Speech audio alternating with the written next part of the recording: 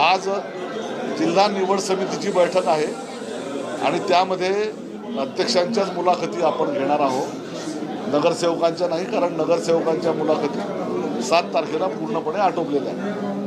आधी पण मुलाखती झाल्या होत्या, काही राहिल्या होत्या शिल्लक की कसं काय?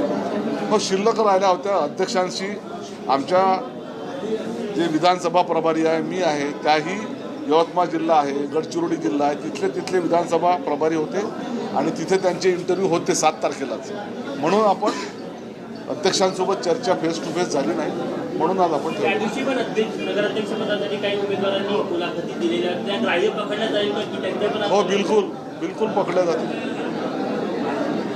आम्ही पुन्हा आमचं बोलणं राहिलं होतं विधानसभा प्रभारींचं, म्हणून आज आम्ही पुन्हा बोलवलं. तुम्ही त्यांनाच बोलवलं की वेगळे लोक आले आज मुलाखतीला?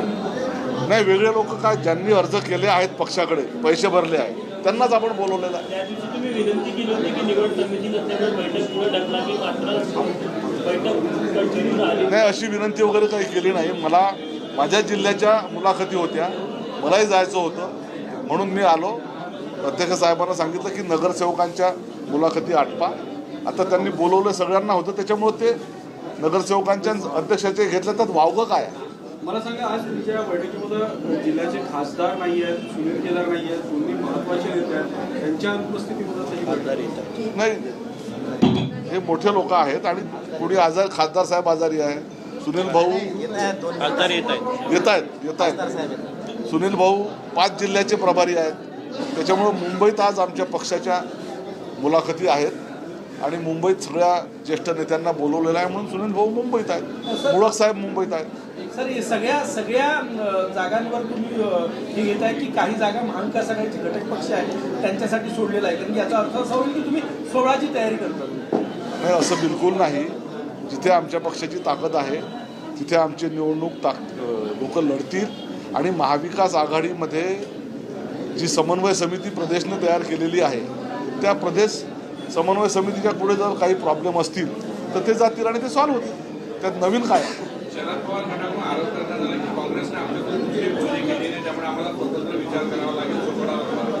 नाही, तो त्यांचा प्रश्न आहे. आमच्या पक्षाची ताकद या जिल्ह्यामध्ये प्रचंड आहे. भाजपला आमचाच पक्ष शह देऊ शकतो, ही वस्तुस्थिती आहे. नागपुरात करणार आहे, काँग्रेसच्या नेत्यांसोबत समन्वय साधण्याचे प्रयत्न केले, मात्र काँग्रेसकडून हे याची काही मला माहिती नाही. 7 नोव्हेंबरला याच ठिकाणी बैठक झाली होती, त्या बैठकीचे लोक आजच्या बैठकीत नाही आहेत, त्यामुळे 2 गट वेगवेगळे पडले असं बिलकुल गट पडलेले नाही. हे तुमची सगळ्या मीडियातल्या चर्चा आहे, असं काहीही गट नाही, सगळे लोक हजर आहेत. त्या बैठकीचे लोक आज नाही आहेत. हे तुम्ही कसं ठरवणार? सगळेच लोक आहेत.